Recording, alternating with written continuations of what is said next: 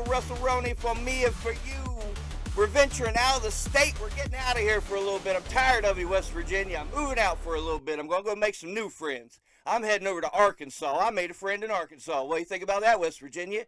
So let's head on over to Arkansas. Let's holler at that Sleezy E. How you feeling, my man?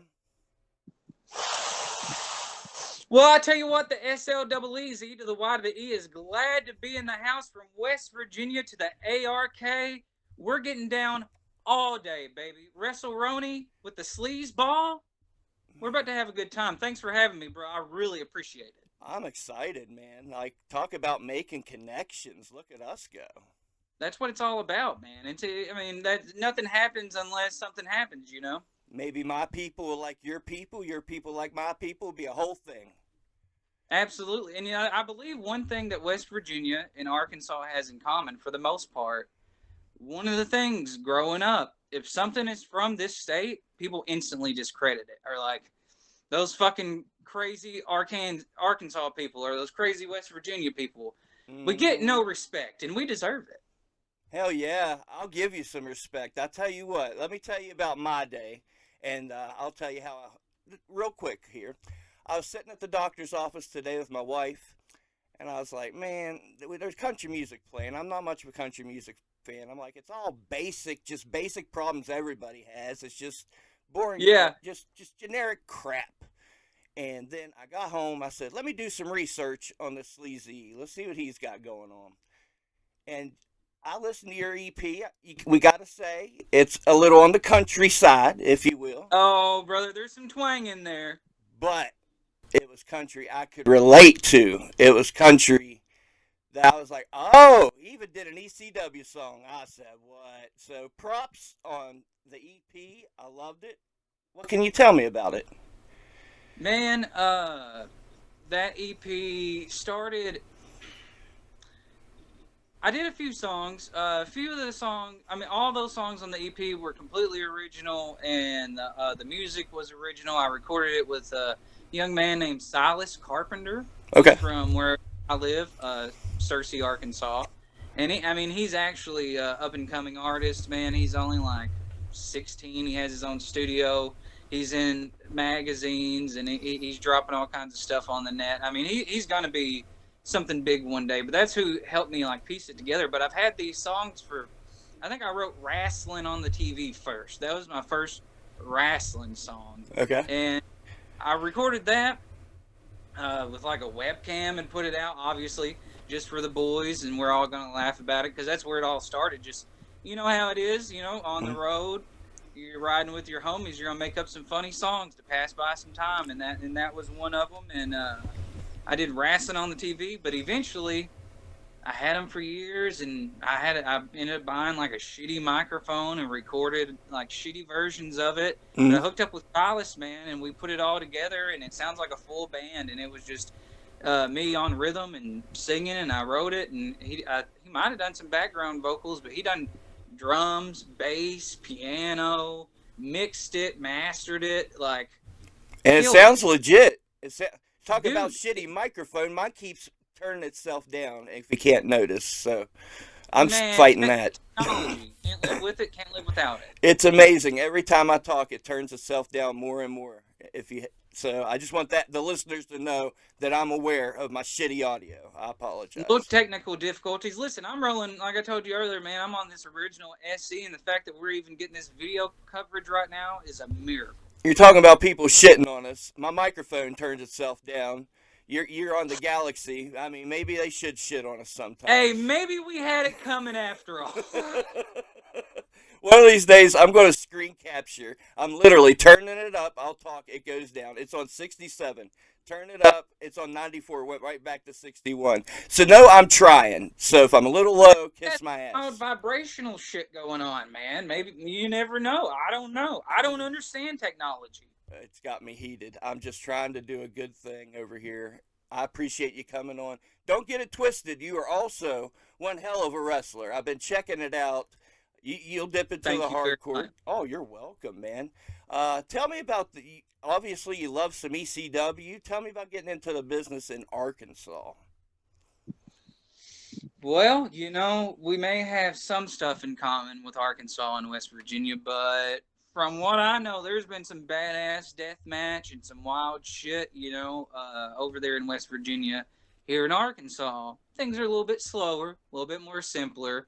We maybe have some good hardcore. I remember seeing good hardcore stuff growing up, but like I grew up going to wrestling shows. Went to my first one whenever I was like 8 or 9, realized that like WWE wasn't the only thing that existed, and I said, "Well, here's my destiny. I have no other choice but to be a wrestler now." So I hung around there, started filming some videos and stuff like that. I was always a big Jackass fan. I got the Hell Jackass yeah. logo right there, random hero for R.I.P. Ryan Dunn. But like I did that because I just wanted to be a wrestler. I wanted to do crazy stuff with my body. We all did some stuff in the backyard. Hell, bro, I'm a legit wrestler. I'll still wrestle in the backyard. I don't give a fuck, Hell dog. yeah. I love Especially if there's a little change there. You know what I mean? I'll get strange. But the hardcore stuff, man, I always was into it. And like here in Arkansas, it's all about, it's like Memphis. It's Memphis wrestling slowed down just a little bit. So it's high psychology, high drama with some good kicking and punching and some old school moves, and right like on. that's you. And if there's high flyers or the young guys, like there really wasn't a bunch of younger, newer guys like whenever I was coming up and like growing up around. It was a bunch of the older guys, and then Brad and Briar Skimmerhorn, the Mercury Boys, Lethal Injection. They started wrestling around the time I first came in, and the guys who brought me in linked me up with them, Mm-hmm. and like hell, bro, I refereed and announced for 10 years before I even had a match. So I Okay. hit the road with them and learned a lot with them, and then man, it's just been a long road doing a lot of different things. I mean, it was a long road getting to be a wrestler, and once I became a wrestler and I had that opportunity, I'm not going to do things like other people because I know I'm not going to be able to have a super long career. Like right now, like I'm not wrestling currently, I'm not taking bookings. I wrestled for 7 years. I started some deathmatch shit Mm-hmm. just a couple years ago in Arkansas, built it on my back, and let's just say I'm a little beat up. Now I have the opportunity to run my own shows with Natural State Wrestling. We ran shows for about 14 months, and I started the brand January 1st. But my journey to be a wrestler, or journey in the wrestling business, has been a windy road. And all I've really wanted to do was bring eyes on the Arkansas scene and just show what we got around here. Because I'm just stoked to be a part of it. Like, Yeah. like off top. Yeah. So even if you're not wrestling, you're still going to have the promotion. I love it. Congrats on the promotion, by the way. I love it. I dig the idea. You've been Thank around. you. Yeah, for real, for sure. You've, like you say, you've been on the road even before you was a wrestler. So starting up a promotion, take all those different promotions you worked for.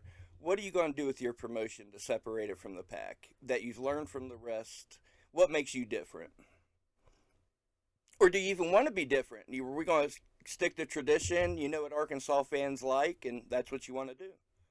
There's a there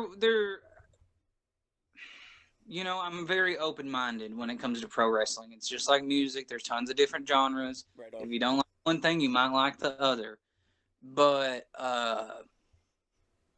even though I'm open minded, I still believe in tradition. And I still believe in the things that make you believe in wrestling. Right on. Like the basic stuff that, like, bro, just because we're doing a death match doesn't mean there's not a story. Like a lot of people say. But like for me, what we're doing different than everybody, like in our scene. I can't say it for others because I'm kind of taking a lot from different places, but not in Arkansas. We're doing pretty much everything differently, man. We're doing no ring shows. We've had 4 or 5 no ring shows. I've pretty much popped it off in Arkansas. Hell yeah. Uh, with the no ring stuff, we're having actual death matches, hardcore matches. Um, and just kind of I like the term of a buffet, a little bit of everything. Right on. And I grew up going to the shows around here, and I fell in love with certain aspects, but then I went up north, quote unquote up north. I went to Illinois whenever I was like 18 or 19 and just thought like this is a different world, which is ridiculous, but like I got to experience that Midwest style Right. and got to see how that show is laid out and how they keep the excitement throughout all that. Then I was able to work referee, on a few deathmatch shows. So I learned how, you know, our first show, take that for example. It's going to be an all ages family show. It's going to be a benefit for Arkansas Community Advocates. It's a nonprofit that helps people all around the state with food, hygiene, clothing, educational resources, all kinds of stuff. Like, Nice. that's going to be an all ages show. Still very exciting. Still a lot of action. Right, we're probably even going to have a tables match. So like the hardcore stuff is still there, but we're going to be running shows like that. But we'll be in Little Rock a couple months later with a show serving alcohol. We have death matches, and the problem is people really don't understand what like a family event is in the South, because Okay. if someone's serving alcohol, listen, go up to Michigan. My wife's from Michigan. At a family thing where kids have bounce houses and stuff, they're serving alcohol to Right. people, not to kids, obviously. Right. But like, you know what I mean? Like, people just got it twisted down here, and they also say, you know what? If you say shit or damn, that's not an all ages show. Whoop de woo. Go to a concert. Go to an all ages concert, Yeah. and that band most likely will still have songs that have cuss words. It's all ages because it's going to be over by 10 o'clock. Okay. Because there's a difference between all ages. There's just different ways. So the way we're going about it is a little bit of everything for everybody. Uh, Really, I've just buckled down on what we plan on bringing, and it'll be different. And at the same time, I got Sleazeball Promotions, and that's like, I just can't imagine running my own promotion and not having the position to still help the other people working other shows, because I mean, a lot of the people that help me out, they're running their own shows, so a high tide raises all ships kind of thing, help the Hell yeah. whole economy. That's so I'm still helping other people. It's just with Natural State Wrestling, that is from the brain of Sleezy, and that is everything I've learned, everything that I find entertaining, wrapped up in one show. And we always also try and have live music and different types of shit like that. Hell yeah. It's your baby, man. Take care of it. I'm excited for you. Absolutely. Okay. Absolutely. Thank you. So being a promoter, you want all these different styles. You want something for everybody. What does it take to get your attention? Because you're going to need a work rate guy. You're going to need a hardcore guy. You're going to need a comedy guy, whatever you're looking for. So, Hmm. so tell me about the talent in Arkansas. I guess is what I'm getting at. Who's impressing you? Who do you want to book and why? What do they bring to the show to make it different? Tell me about the variety down there. Man, there's a big variety. And the thing is, let's say, do you also have a athletic commission in West Virginia? Hell no, baby. Come on down. It's outlaw as hell. We love it. Hey, same here, man. Our boy Rockin' Ricky Rowland, he literally went to the Capitol and got that shit taken off. And so before that, I honestly think we had 3 or 4 promotions in the whole state. Like, Okay. hardly, and 2 of them was in like Northeast Arkansas, not far from each other, within an hour and a half. And so it went from maybe 3 or 4, 5 at the most promotions in the whole state to there's a dozen in Northeast Arkansas, Oh period. yeah. So there's way more new talent. There's still a lot of the guys that have been working, and now Memphis Wrestling started back up.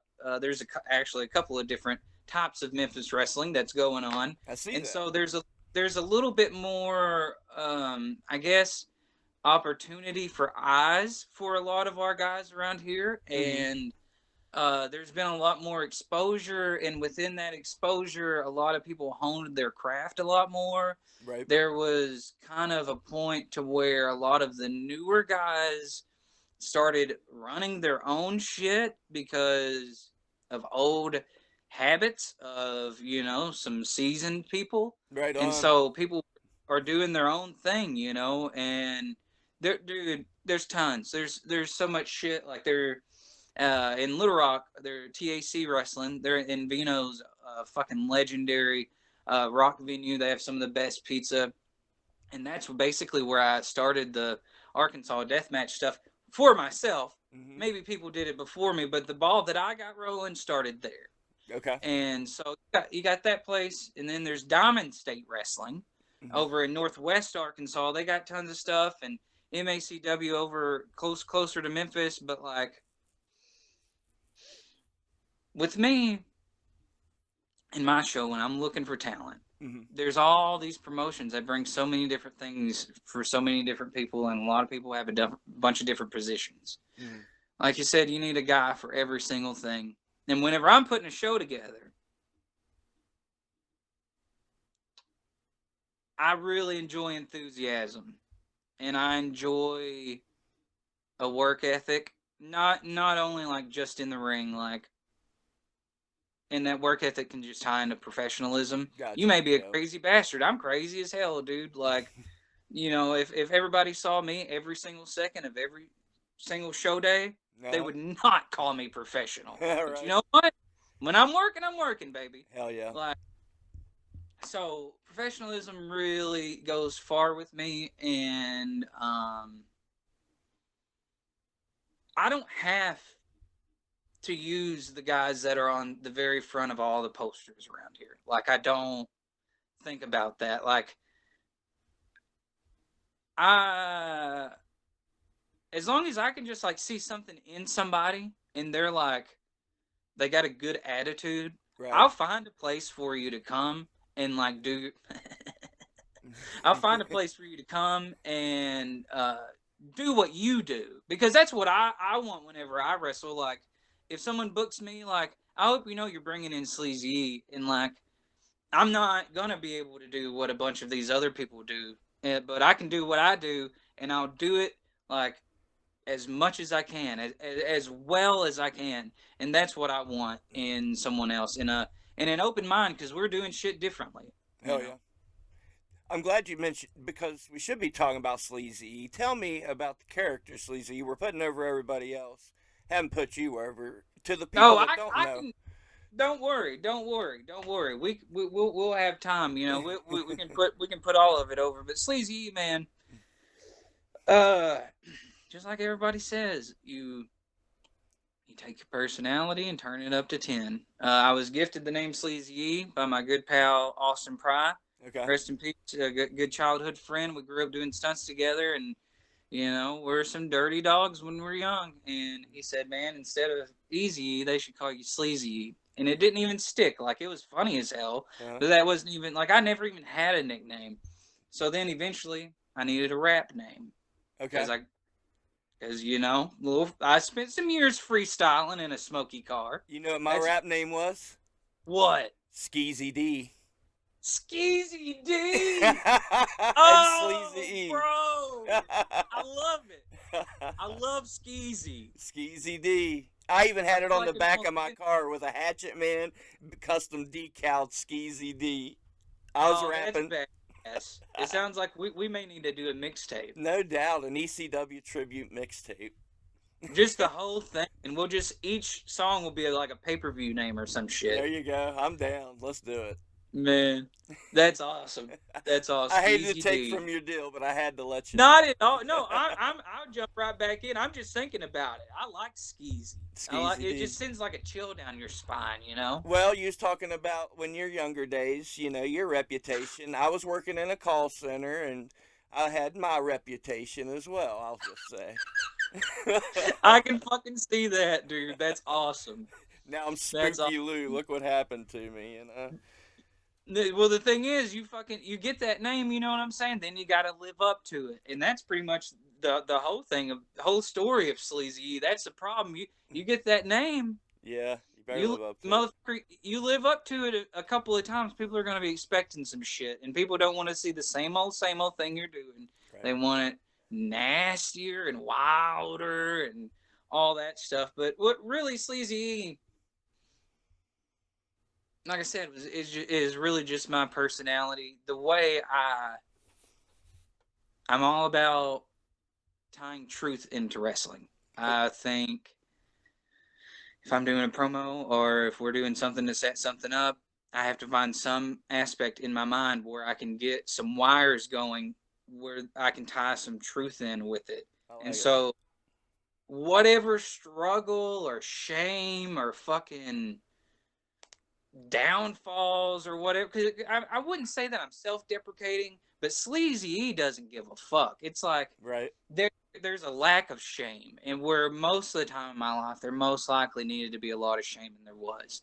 But it's yeah, that's pretty much it. It's just trying to really, because I'll say things in my promos sometimes that like I won't even say in like a serious conversation. Like I've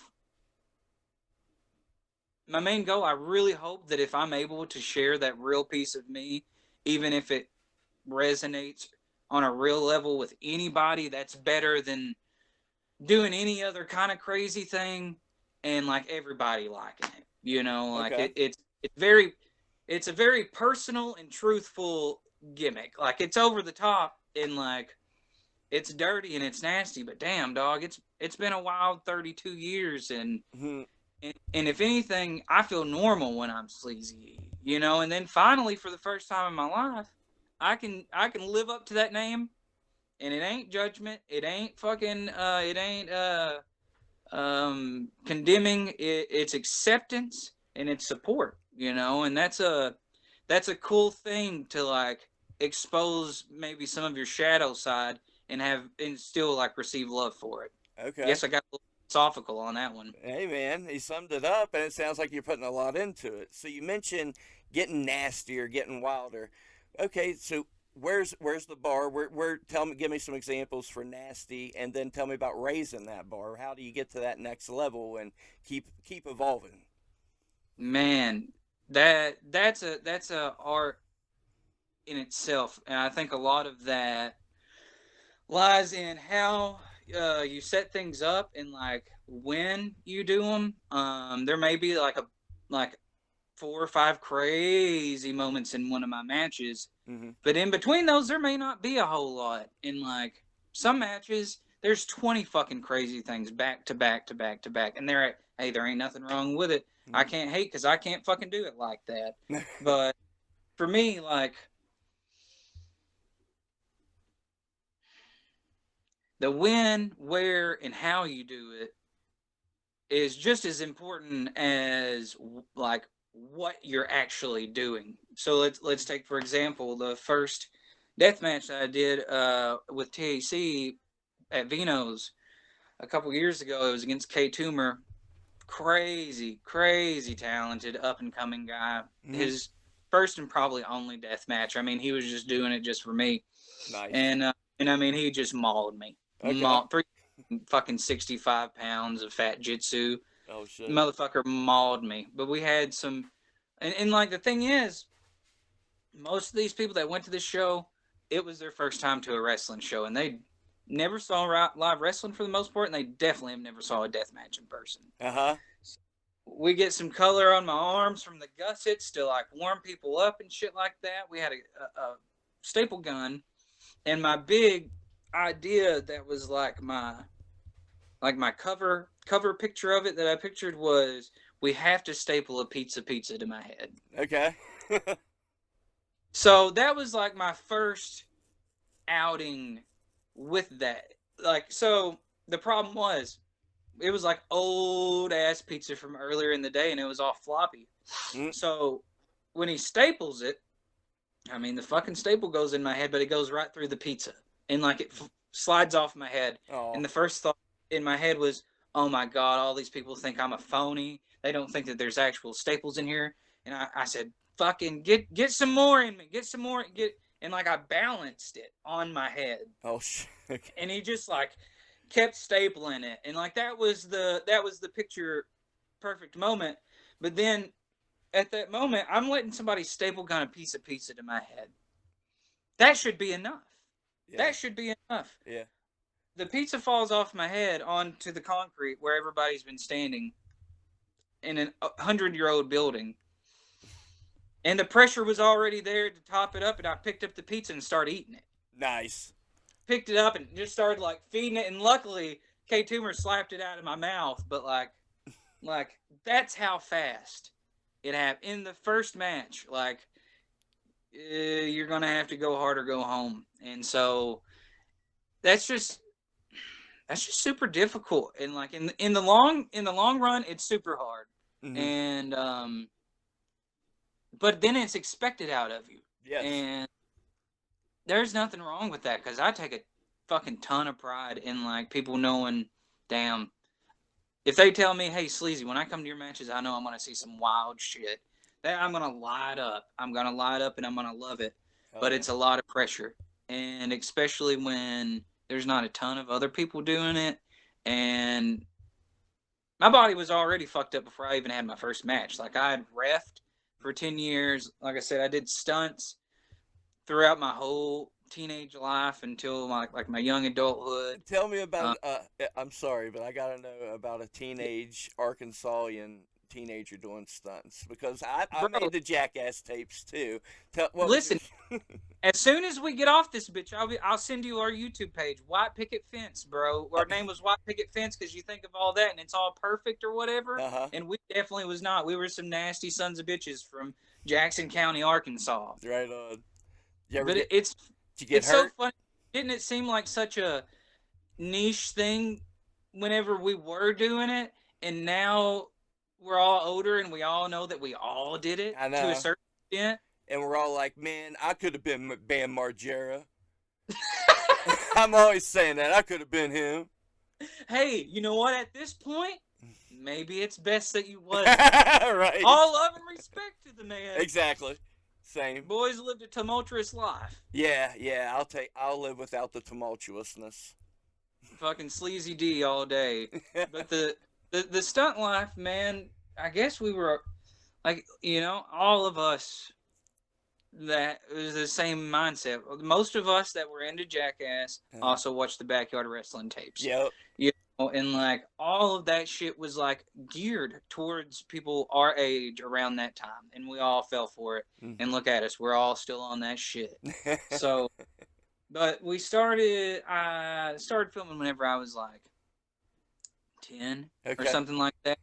My sister and my cousin stole my grandpa's big old camcorder, which lived right down the road, and was like, yeah, let's film some Jackass videos, and Oh man, we filmed a little bit, and I basically stole my grandpa's camera and started filming. it's my And I camera. filmed what I like to call is Andy Milanakis skits. I Okay. filmed a bunch of them for like a year and a half before I could really find people to really do stunts with me. Hmm. And then I got my little crew, man, and we was on Country Fried Home Videos.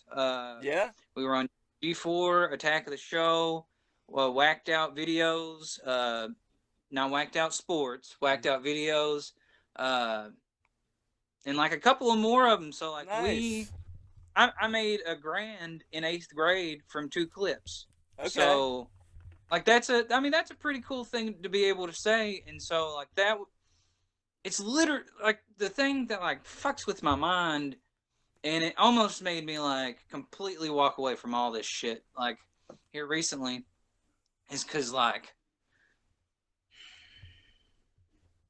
I'm 32, Hmm. and like I said, I got my first camera whenever I was like 10 or whatever, and I really started filming videos whenever I was like 12. So, and I got my first payday for doing filming a stunt whenever I was 12. So, once you're getting paid for something, you're professionally performing that thing. Right on. So for like 20 fucking years, more than half of my life, I've been filming crazy shit and trying to get people to watch it and like laugh.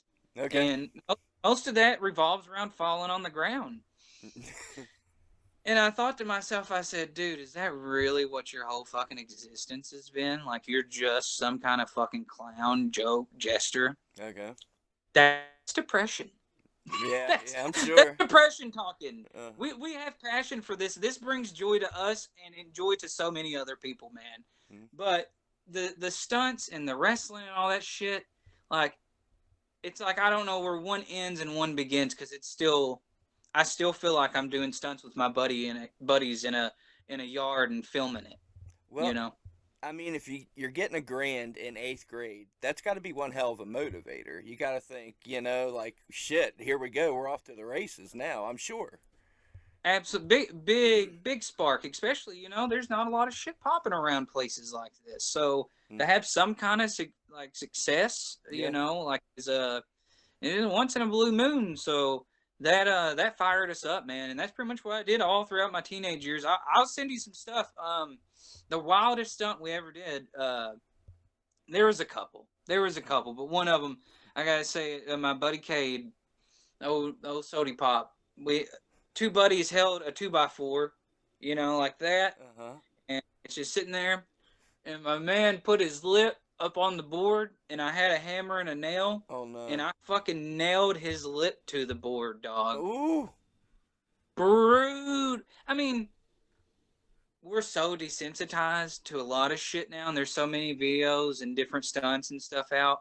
But in like 2008 or 9, Right. a motherfucker's nailing his lip to the board. That shit's fucking crazy. Yeah. It's crazy in 2025 as well, I promise you. Man, my biggest stunt that I did myself was, and I did it with a partner, my buddy Zach Drennan. We were on a dirt road. Wasn't a gravel road. It was just one of those dry ass, hard dirt roads in the middle of the summer, Mm-hmm. out by some water. We had this old shitty car, and we tied a rope to the back of the car, Mm-hmm. and then so the car's going this way, and my buddy is facing the opposite direction with his back to the car, Okay. as if, and the rope's tied around his ankles. Okay. So as if, the old classic feet out from under you bit, and then Yeah. you're facing. Oh, fuck. But he held me in like, what would you call that? Like a fall away slam when you're holding somebody like that and you throw them like that. Gotcha. Almost like not like a baby per se, but you know what I'm saying. Okay. Like my head was right here and his arm was between my legs and he was holding me. Okay. Motherfucker took off, bro. And still to this day, I mean, that was probably just about the worst bump I've ever taken. Like I couldn't walk for a few days. Every ounce of wind came out of me. My fucking head rocked the ground so hard, and I was like, I'll send you the video. Okay. And that was like fucking 15 years ago, dude. And now, like, I just started to be able to do death matches a couple years ago. So that's where I'm at, old and fucking beat up, but I'm super glad to be here. Yeah, I can tell. It makes me think. I'll give you an example of what we were doing because we did backyard, and one thing. Oh, yeah. And now backyard, you're not trained, so you don't know when you give your buddy a pedigree on a picnic table, you should probably release his arms so he can. Broke his nose, like it splattered across his face immediately, like his nose exploded. Yeah. That's some shithead shit. My bad. Damn. Hey, did y'all keep going? No, we did. Well, I mean, Good, 1, 2, 3. good. We did 1, 2, 3. That was the finish. Thank God. Well, it was the finish, hell, as it should have been. I mean, obviously. Where do you go from? Yeah. Break the guy's fucking nose. And it like caved his teeth in. It didn't knock him out, but it like knocked him backwards. Oh, that's brutal. That I'm not saying that I'm like not super vain, but I'm also not. I mean, I don't care. I mean, my name's Sleezy, so I mean, I'm not super vain, but like, man, if someone came at me and just fucking knocked my 2 front teeth out, my soul would leave my body. Yeah. That would. I mean, someone could fucking break my arm or my leg, and I would maybe be less upset. If you knock my fucking teeth out, boy, you done hurt my feelings. And I'm not a shooter, and I'm not a tough guy. Right. And I'm not a receipt guy. Uh-huh. If someone knocked my tooth out, I'd be so upset. Yeah, man, it's your image, it's your face. And No, we were no, teenagers. Little fucking chiclet teeth and shit like that. And but I gotta use them. I mean, damn. Well, let's talk about what's going on in Arkansas. How are you seeing guys giving receipts, or everybody get along pretty well? What's the good, bad, and ugly in Arkansas? Man. Folks, you're starting to see it a little bit more, but I will flat out say folks don't know how to work together in Arkansas. Okay. They don't know how to work together. They don't know how to collectively move forward. Mm. And it's like everybody is doing their own thing, but their own thing is not too far from the other ones. Okay. That, like I said, there's a few that stand out. There's a few that stand out, and they're really doing the work to establish their brand and like what they're doing, not just another fucking wrestling show that runs once a week or once a month or this or that. Same thing going on here, believe me.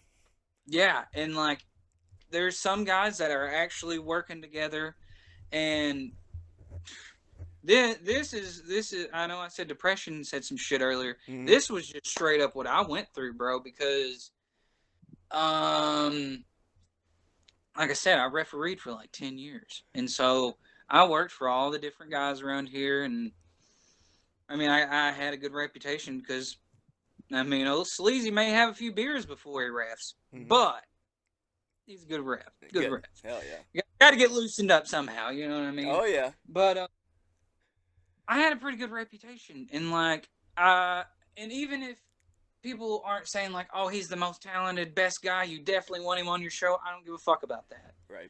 Like, people knew that I was willing to do something just to support the community and stuff like that. Right Like, on. I could ref, but you need video done, I'll do some video. You need pictures, I'll do some fucking pictures. Like, you need to promote. If you go out of your way to say, hey man, will you help me promote the show some? I'm a fiend for it, and I'm gonna jump all over that. But like, other folks are not like that, and I was like that, and it was cool for everybody while I was working and doing various jobs. But once I started popping my own shit off and doing stuff differently, people started acting a little bit differently. And in my mind, they were almost taking that reputation away, as if I'm just solely doing stuff for me, for my own benefit. Like I'm running my own show, maybe to even make myself look better. And the thing is, I have never booked myself to go over in a match. At one of my shows, I've never fucking did that. Okay. I don't. I mean, if I'm in the main event, it's because nobody else is doing a death match, and the death match needs to be the main event. Like, it's not for me. I want to do this simply, even if I just show people, hey, this is a nice little blueprint. If you really want to establish your promotion, not only here, but in just the whole scheme of independent wrestling. Right on. Like, people in Southern Arkansas, you might think it's cool that someone down by Louisiana knows about your show in Northern Arkansas, or someone over in Memphis fucking drove over to do it. But you know what? You need to have the independent wrestling community put eyes on it, because you're just going to keep these same talented motherfuckers right around this place, but you need to be working on getting their shit out there so they can just get out there and do their thing. I love it. And folks really aren't like that, dog. And I ran into a lot of problems, and once because people really didn't understand what I was doing at first. And honestly, I didn't either. I just knew I needed to do something. And honestly, I knew I was going to be stepping away from the ring. So my own shows, I figured I can set it up however I would need to. So Yep. that was a little bit of a factor. But like, running my own shows was a necessity. But I just knew I just had to start something. Like TAC, that shit's different. They popped something different off, Mm-hmm. and they got their own thing. And like, they got some high caliber ass wrestling. We do too, but we're all different, you know. And so I just knew I needed to do what I could to bring my shit to the table, even if I can't do it forever. Maybe some seeds will be planted. Maybe somebody else will want to do it. Maybe somebody else will think about this and that. Good. Or maybe it'll get eyes from somewhere else that'll simply open one door. Yep. And that was like, that's the goal. That's the goal at the end of the day. You're looking out for the greater good. I say it all the time. You know, more people need to give to wrestling. Everybody's trying to see what they can take from wrestling. Let's see what we can give. So good looks on you for that, man. Man, I appreciate it. And you know,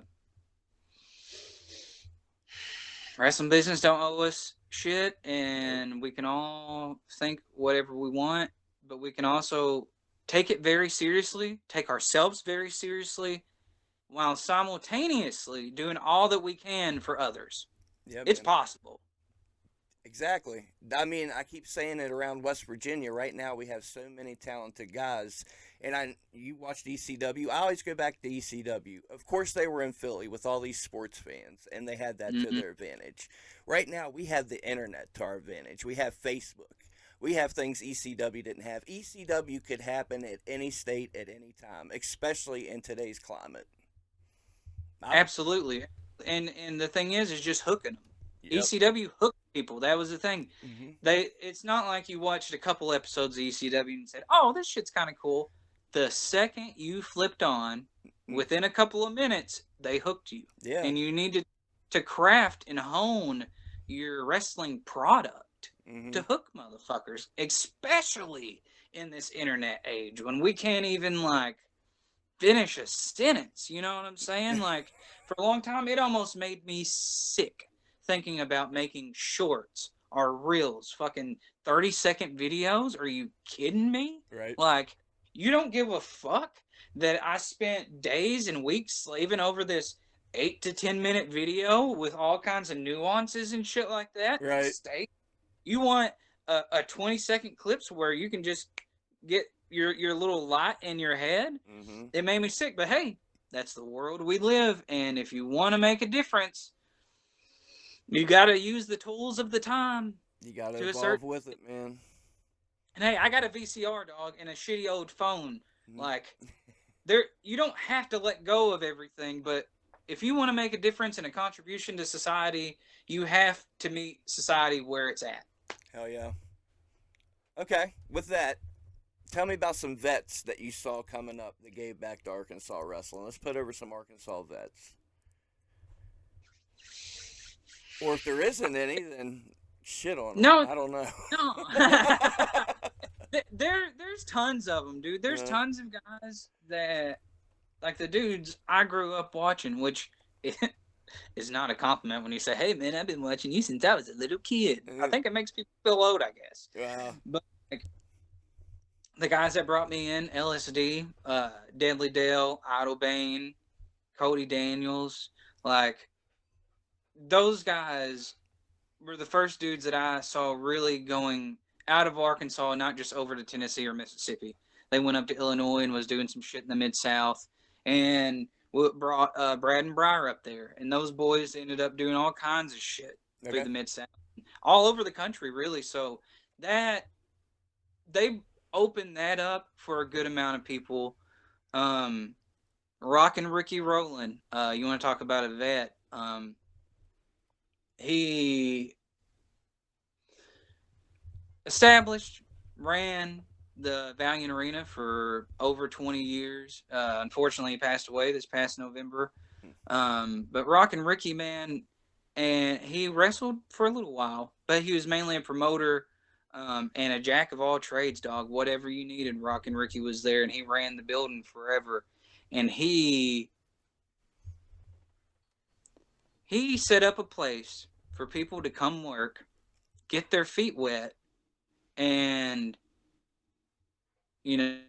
shit happens all over. One person can't control everything, but he made sure whenever he was around, it was a supportive environment. Hmm. Even if you went out there and fucked your match up, he'll fucking make a little joke and say, "Good job, little brother." Whatever. Like Right. that building crafted a lot of people. Crafted a lot of people. Austin Lane. Uh, he's done a whole lot for a lot of the younger guys. Um, the Enforcer, Deadly Dale's dad. He's a hardcore legend. He's one of the reasons why I even got into hardcore wrestling because he would do these hardcore matches, and those were the first ones I saw live. And he Nice. had this bit where at the end of the match he'd scream out "Nacho cheese," and usually me, I'd be up there by the concession stand. I'd fucking get a popping hot thing of nachos with the chips and the hot cheese on it, and I'd give it to him, and he'd smash it in his opponent's face. Okay. Loved it, man. Hell yeah. And there's tons of people around here that work really hard to continue the scene in whatever way they do, even in their own way, and I love and respect all of them. Mm-hmm. But the coolest thing is there's a lot of younger guys pretty much doing their own thing, Okay. and it's cool to see people. There's a difference between you. I mean, you got to get reps in. You got to get reps in, and you're gonna learn, and you got to go to shows, and you have to work, and you have to make towns. Mm-hmm. But if you just show up to shows and basically let other people be the master of your destiny, like I always said, dog, do your training, pay your dues, whatever. Mm-hmm. But wrestling is creative and wrestling is subjective, and Yep. we all gotta play to our strengths and hide our weaknesses. Yep. And most of the time, people are not going to give you the best things for you because people want you to do good, but not better than them. Mm-hmm. So it's great to see people grabbing that piece of them and really exploiting it and really buckling down on like what they believe in and what they want to bring to the scene in whatever style or gifts or whatever they have that they provide for whatever show that they're working in whatever capacity.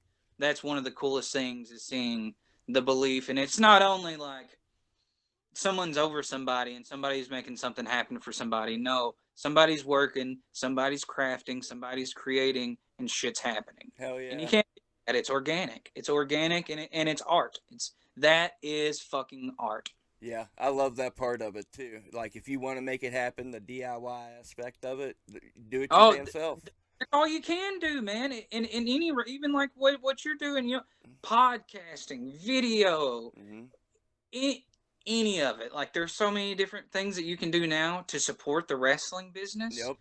and you're not gonna want to just fucking make a Chris Van Vliet style thing. You don't want to look just like this person or do this that person. We all have different tastes and styles, and I'll listen to your podcast because I want to listen to you and what you bring to the table, and that's what people buy, dog. Yeah. And people won't buy anything else. I'm convinced. Like, I mean, as long as you're given what you believe, the way that you believe it, that's all we can do. And if you're doing something else, it may work, but I've always said I'd rather listen to a good lie than a shitty truth. But when it Oh comes yeah. down to it, like you can't deny the truth when it's in your face. You can, but deep down, you know what it is. Yeah, man.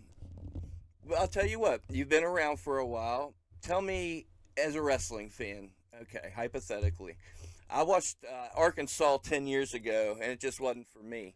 Why should I watch Arkansas wrestling now? What's changed? What? Why would a wrestling fan sell me on Arkansas wrestling? Sell me on your wrestling. What's different now than 10 years ago? You think? That's an awesome question.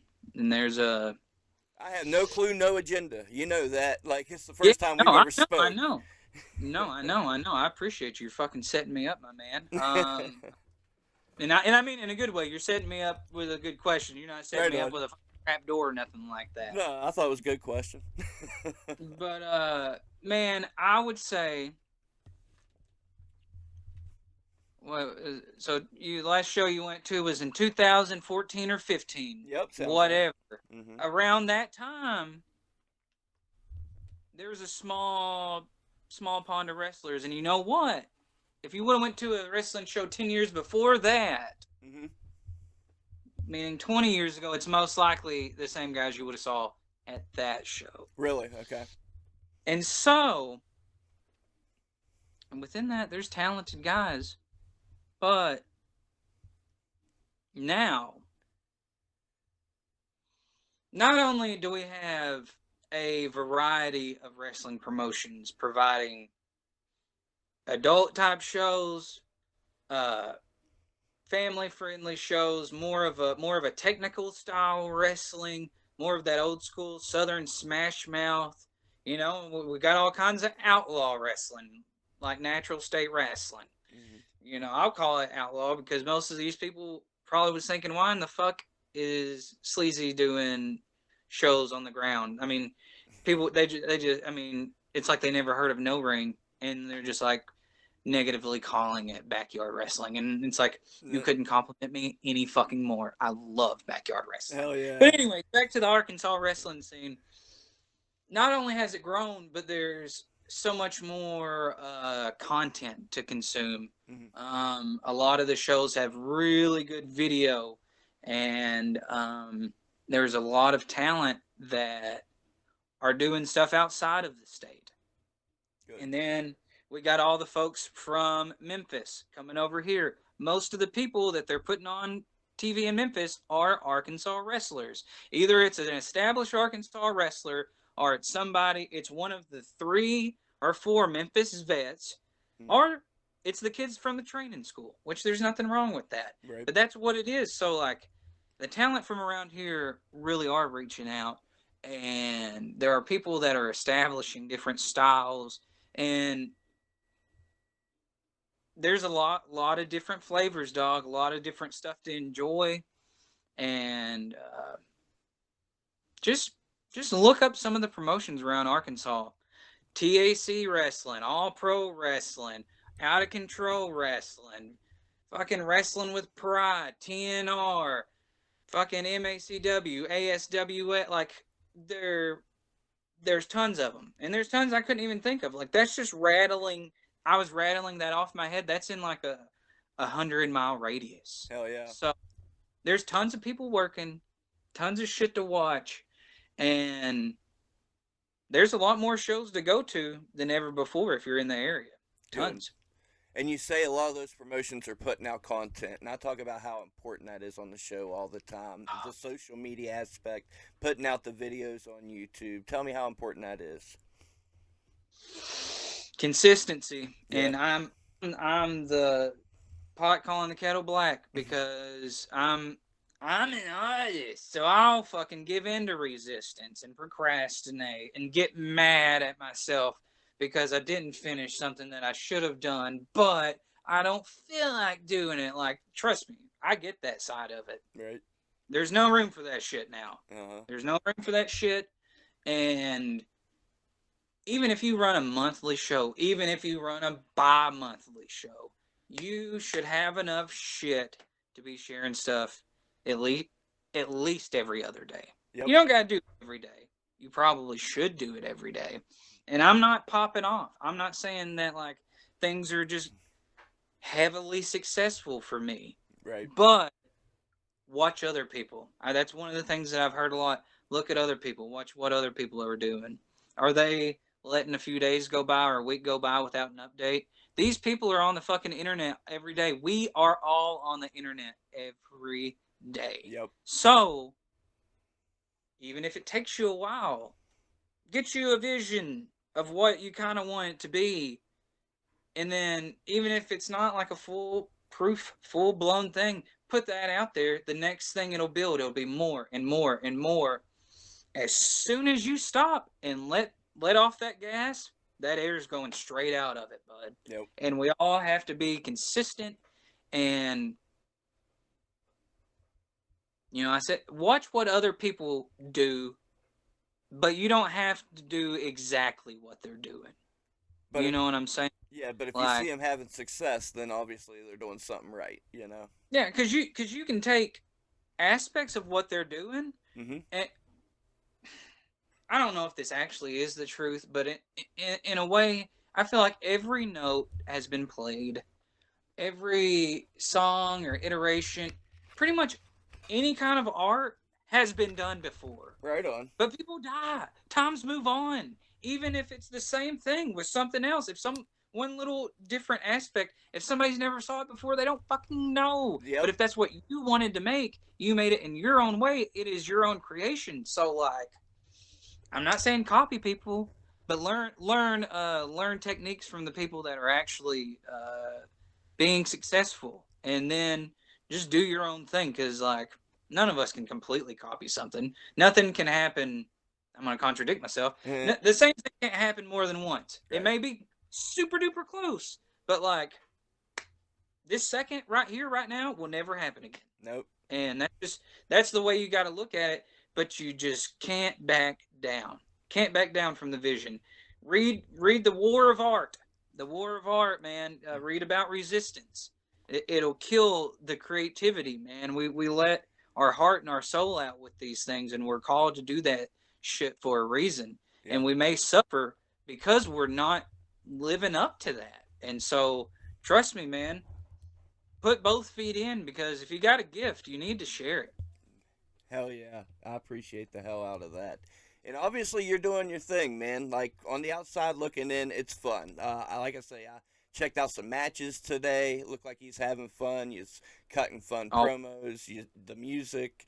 You think you're in a good place right now? 100%, Good. 100%.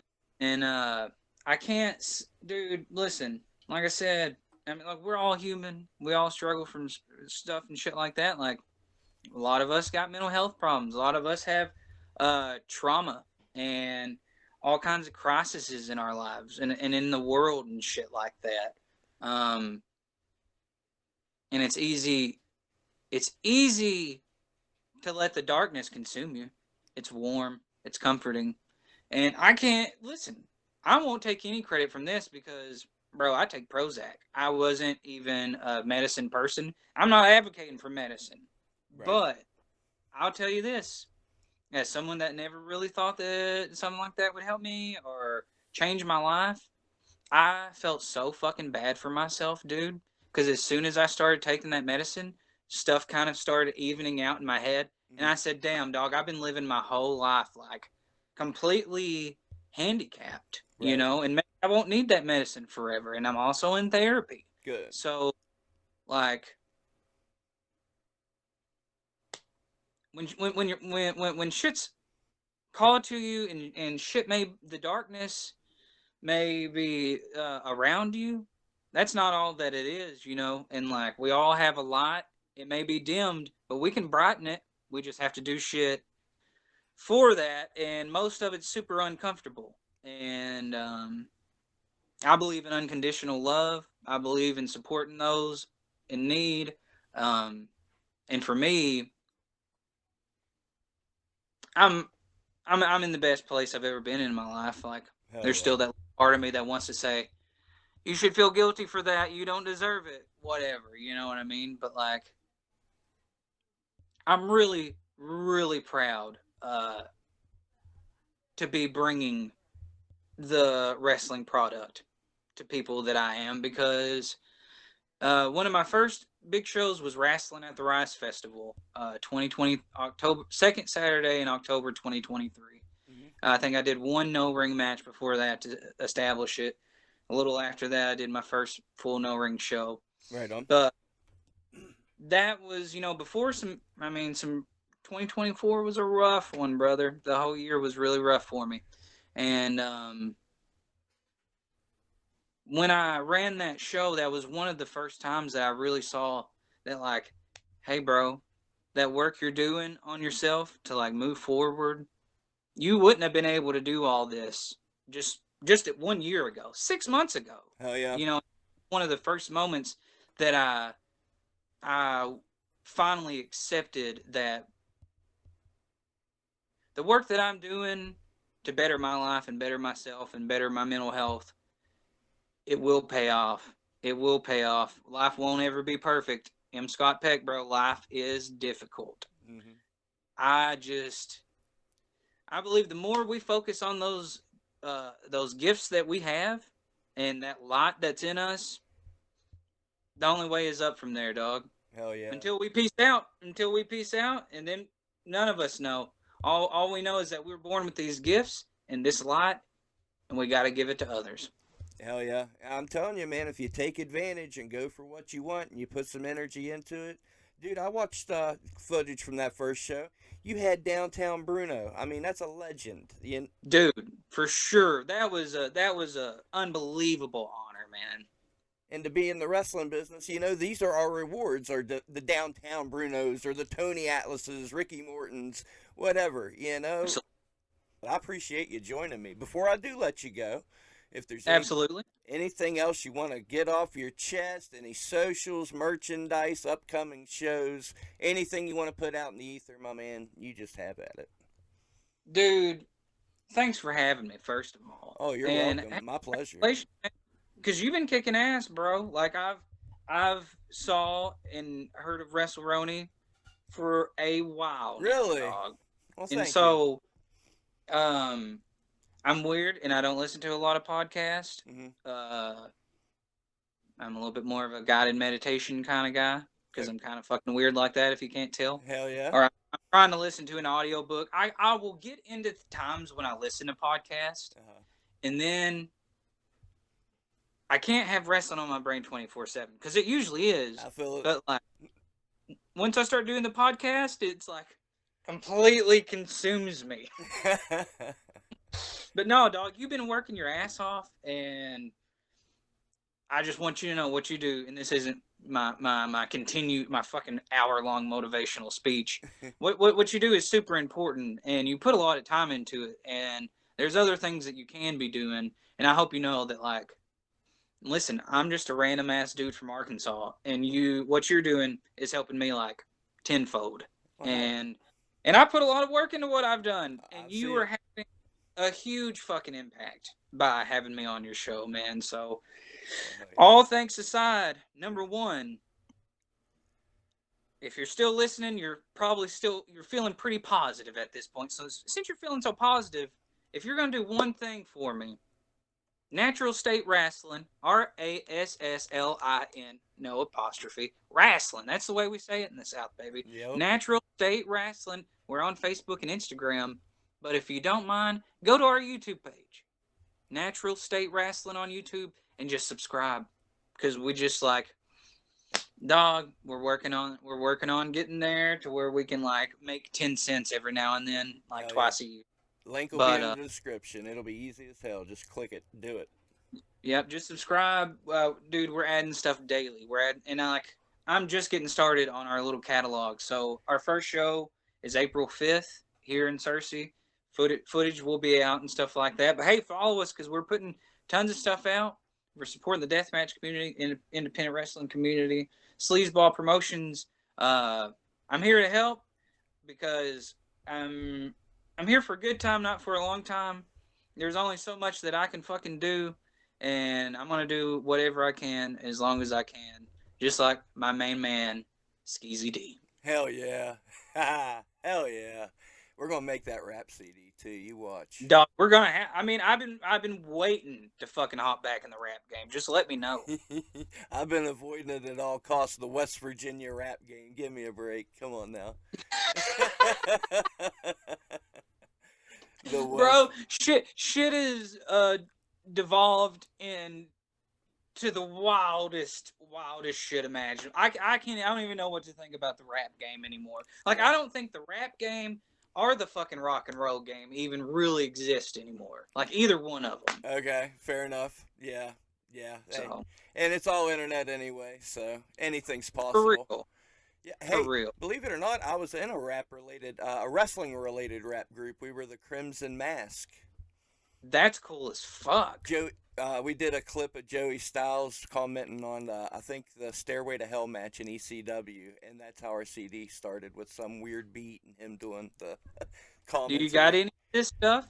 It's got to be around here somewhere. I know I have some on the online somewhere. Dog, if you got some, you gotta send it to me. You gotta send it to me. And I'm linking his music in the description. You got to check that out. Like, Oh yeah, check out the EP and listen to that weird shit. If you go to my YouTube channel, which literally every single thing I've ever done, from reffing to announcing to just about every one of my matches, is on there. Sleezy, SLEEZYE, Wrestling Network. I got some other songs that aren't on the EP that Okay. are, I mean, I think there's still some up. I have a song about Tracy Smothers that I'm super proud of. hell yeah. It's a rendition of "I'm Gonna Be Somebody" by Travis Tritt, but I'm gonna be a wrestler. Nice. So, yeah. But anyways, yeah. So check those out, man, and fucking hit me up. Anybody want to hit me up, learn more, fucking talk to the Sleazeball. I'm always open, and I'm always open to support anyone that wants to work or do something in Arkansas. Let me know. You don't even got to do it for me. I can fucking send you in the right direction. So just support each other, love each other, and just fucking like be nice to yourself. Be Please nice. be I happy. mean, shit's rough. Yeah, Shit's rough, anyway, man. So all we got are each other, and we are all one, whether we want to fucking think we're different or not. I love it. Couldn't wrap up the podcast a better way. That's what we're trying to do, man. So you summed it up perfectly. Hell yeah. And hey, I smell around too one day. Okay. Okay. Oh yeah, I'm down. We'll see what we can do. No doubt in my mind. Now, I got some fucking weird stories. We never even So got into stories. we didn't even break into stories. We just laid the groundwork. So next time we'll do story time with Sleezy, and I'll have you howling, bud. Hell yeah. Well, hey, if I like you, I'll have you back. I like you, so we'll get you back to tell Hell some yeah. story time with Sleazy. Get ready. Hell yeah. Hey man, I appreciate it, bro, and I hope things are going well in West Virginia, brother. And It is cold. It's cold, dude, but it's going it's well. brutal. But I can't even really complain about the cold because my wife is from Michigan, and she tells me to fucking chill out because I'm trying to move to Michigan one day. And she said, "Well, if you're complaining about this, you definitely can't handle it." Yeah. Anyway, You got- anyways, wives aside.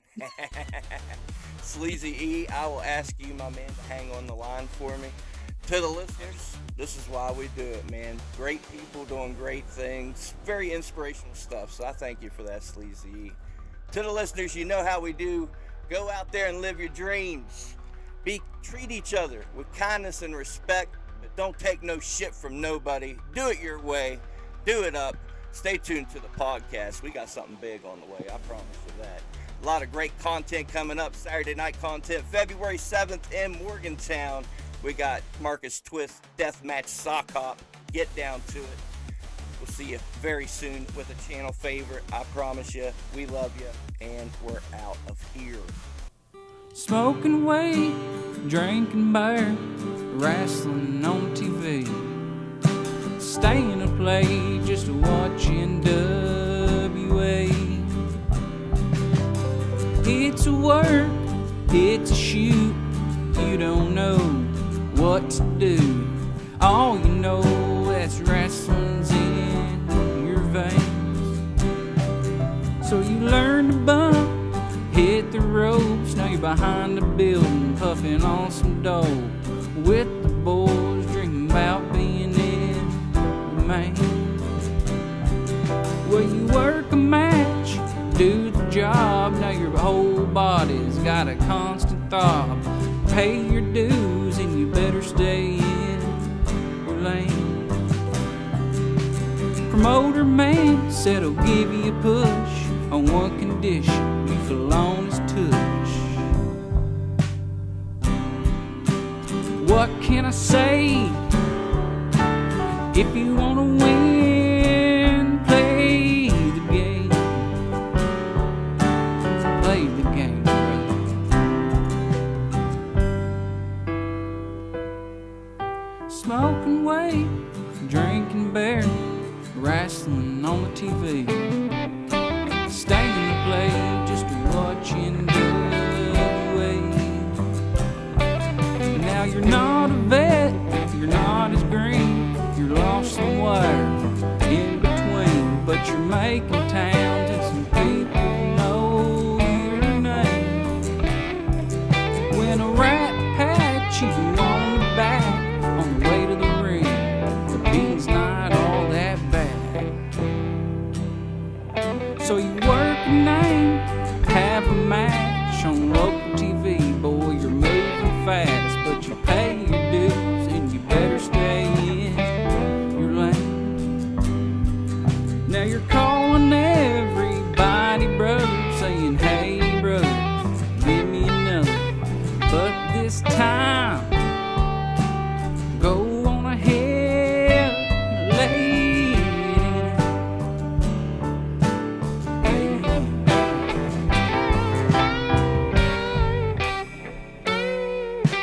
Smoking weed, drinking beer, wrestling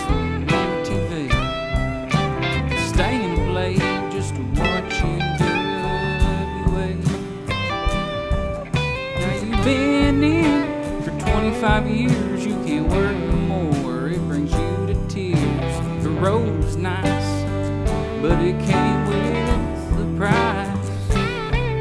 But you go to shows, try and help out, but these dumbass greenhorns keep running their mouth, calling all their spots, saying how they don't want to play. When you tell them how it was back in the day, they start spreading rumors that you get. Tell them, boys, pay your dues, stay in your lane.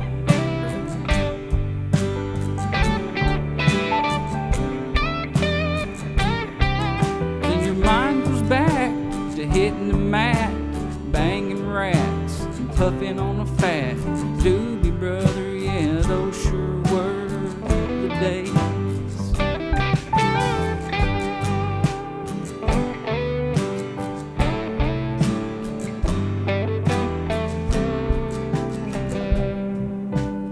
When a wrestler dies, he never stops working in the back of the show. You know the soul is lurking. Here's a 10-bell salute to my brothers who were gone away.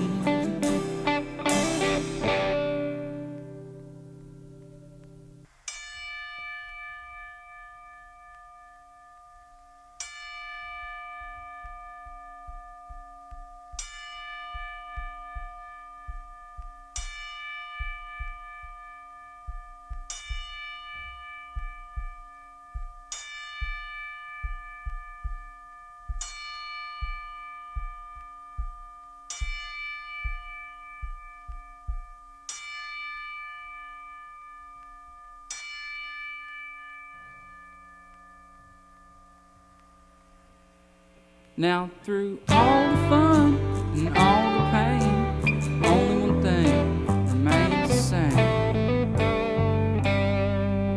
I'll be smoking weed